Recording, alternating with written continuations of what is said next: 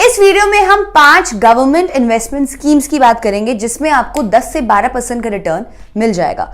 Most of the schemes have fixed returns and since all of them are government backed, ये completely safe है and इनकी default होने के chances एकदम zero है। सबसे पहले हम बात करेंगे सुकन्या समृद्धि स्कीम की। ऑल्दो इस स्कीम पे हमने अलग से एक वीडियो बनाया हुआ है, but let me explain you in brief about the scheme. Sukanya Samriddhi scheme government की एक ऐसी स्कीम है जिसमें आप अपनी गर्ल चाइल्ड के लिए इन्वेस्ट कर सकते हैं। गर्ल चाइल्ड की मैक्सिमम एज 10 ईयर्स तक इन्वेस्ट कर सकते हैं, यानी कि a parent can invest from 0 to 10 years of age of the girl child। Currently Sukanya Samriddhi Yojana में जो इंटरेस्ट रेट है वो 8% का चल रहा है, लेकिन इसमें ध्यान रखने वाली बात ये है कि ये जो इंटरेस्ट रेट है हर क्वार्टर में चेंज होता है। करंटली ये 8% पे चल रहा है। अब बहुत सारे लोगों के मन में डाउट आ रहा होगा कि यार हमने 8% पे इन्वेस्ट तो कर दिया, लेकिन क्या हमारा भी इंटरेस्ट रेट हर क्वार्टर में चेंज होगा? तो इसका जवाब है नहीं। अगर आप इस स्कीम में आज 8% पे घुस गए हैं तो आपके लिए 8% का इंटरेस्ट रेट जो है फिक्स हो जाएगा, which is why it is a very good time to invest in the scheme. इस स्कीम का सबसे बड़ा बेनिफिट ये है that this scheme is tax exempt at all the stages, यानी कि आप गर्ल चाइल्ड के जो पेरेंट हैं वो अगर इस स्कीम में इन्वेस्ट करते हैं तो वो under section 80C tax benefits उनको मिलेंगे। You can show this investment as a deduction from your taxable income. इसमें जो आपको इंटरेस्ट रेट मिलेगा उस पर भी आपको कोई टैक्स नहीं देना पड़ेगा।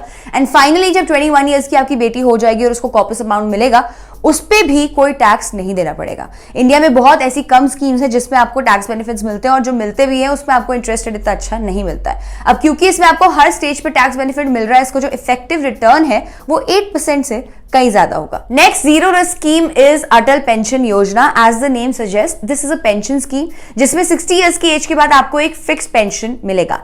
इसमें ये मेजरली फोकस उन्हें करती है जो कि अनप्रिविलेज्ड है या workers in the unorganised sector हैं।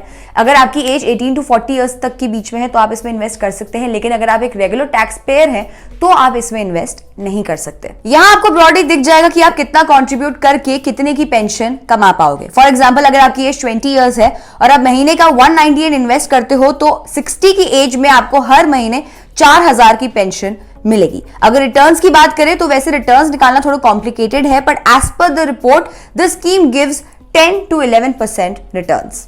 Just like Sukanya Samriddhi scheme, इसमें भी आपको टैक्स बेनिफिट्स मिलते हैं। इनफैक्ट इसमें आपको अंडर सेक्शन 80C(c)(d)(1) एडिशनल 50,000 के टैक्स बेनिफिट्स मिलते हैं अपार्ट फ्रॉम सेक्शन 80C। तो अगर हम इसकी ओवरऑल बेनिफिट्स की बात करें तो they are much higher than 10 to 11%। Next scheme is the national pension scheme and unlike the previous 2 schemes इसमें आपको फिक्स रिटर्न नहीं मिलेगा, इसमें आपको वेरिएबल रिटर्न मिलेगा just like mutual funds. NPS सरकार की एक ऐसी स्कीम है जिसमें आप डिसाइड करते हो कि आपका पैसा कैसे इन्वेस्ट होगा। 60 की एज के बाद आपको आपका पूरा पैसा वापस ही मिल जाता है, यानी कि 60% आपको मिलेगा लमसम की फॉर्म में और 40% आपको मिलेगा एनुइटी यानी कि मंथली इनकम के फॉर्म में। 60% जो लमसम वाला अमाउंट है उस पर आपको कोई टैक्स नहीं देना पड़ेगा, लेकिन जो आपका 40% एनुइटी इनकम है जो कि मंथली इनकम है उसमें आपको टैक्स देना पड़ेगा। एनपीएस में इन्वेस्ट करने से आपका कुछ हिस्सा इक्विटी में इन्वेस्ट होता है, जो बाकी का बचा कुछ पैसा होता है वो गवर्नमेंट बॉन्ड्स या एफडीज में इन्वेस्ट होता है, विच इज रिलेटिवली काफी सेफ। एनपीएस के इक्विटी बॉन्ड्स ने पिछले 5 साल में 13 to 14% का CAGR दिया है, विच इज मोर और less equal to Nifty 50 index funds. बाकी अगर हम गवर्नमेंट या कॉर्पोरेट बॉन्ड्स की बात करें तो उनका जो रिटर्न रहता है वो यूजुअली 6 से 8% की रेंज में रहता है। सो अगर हम ओवरऑल बेस की बात करें तो एनपीएस में जो आपके रिटर्न्स हैं वो यूजुअली 9 to 11% की रेंज में रहते हैं। ऑल्दो ये थोड़ा ऊपर नीचे हो सकता है depending on the market condition, ये थोड़ा चेंज होता रहता है।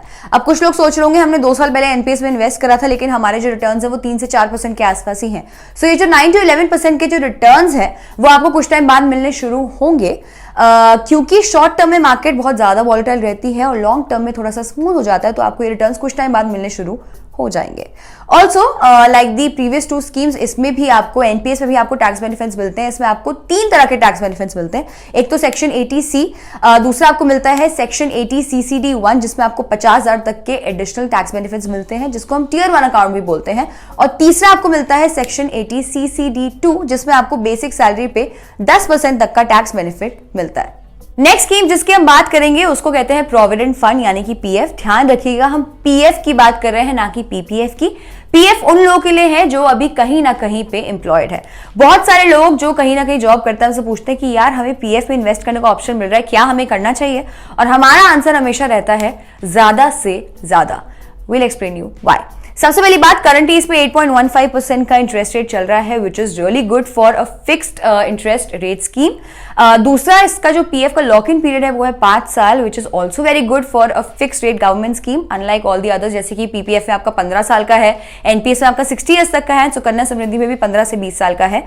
एंड थर्ड, जैसे हमने और स्कीम्स को डिस्कस करा, इसमें भी आपको टैक्स बेनिफिट्स मिलते हैं अंडर सेक्शन 80C, जिससे आपके रिटर्न्स और भी ज्यादा बेटर हो जाते हैं। यार मैंने भी 5 से 7 साल जॉब करी है, मेरे भी सैलरी में से हर महीने पैसा करता था टुवर्ड्स पीएफ कंट्रीब्यूशन। बड़ा बुरा लगता था मुझे भी शुरू के कुछ महीने, लेकिन कुछ टाइम बाद आपको उसी सैलरी में सब कुछ मैनेज करने की आदत हो जाती है। देखते ही देखते 5 से 7 साल में आपके पीएफ अकाउंट में इतना पैसा हो जाता है जो शायद आप वैसे इन्वेस्ट करते तो नहीं बचा पाता, and that is the power of PF. अगर हम इसमें टैक्स बेनिफिट्स भी इंक्लूड कर दे तो PF investment is actually better than FD and actually safer than FD because it is 100% government backed. Our last zero risk scheme is the Senior Citizen Savings Schemes. As the name suggests, this is an investment scheme for senior citizens. The best part about the scheme is that currently इसमें आपको 8.2% का interest rate मिल रहा है, and that too with tax benefits. इस scheme से आप अपने parents के लिए एक 40,000 रुपीज पर मंथ की पैसिव इनकम भी जनरेट कर सकते हो। ऑनेस्टली इस स्कीम के बारे में बताने के लिए इतना कुछ है, देन हमें इसके लिए एक अलग से वीडियो बनानी पड़ेगी, जो कि हम ऑलरेडी बना चुके हैं। You can watch that video right here. Let us know in the comment section what do you feel about, what do you think about these government investment schemes, and अगर आपने इनमें से किसी भी स्कीम में इन्वेस्ट करा है तो उसका एक्सपीरियंस हमारे साथ कमेंट सेक्शन में शेयर कीजिए। टिल देन, बी किफायती।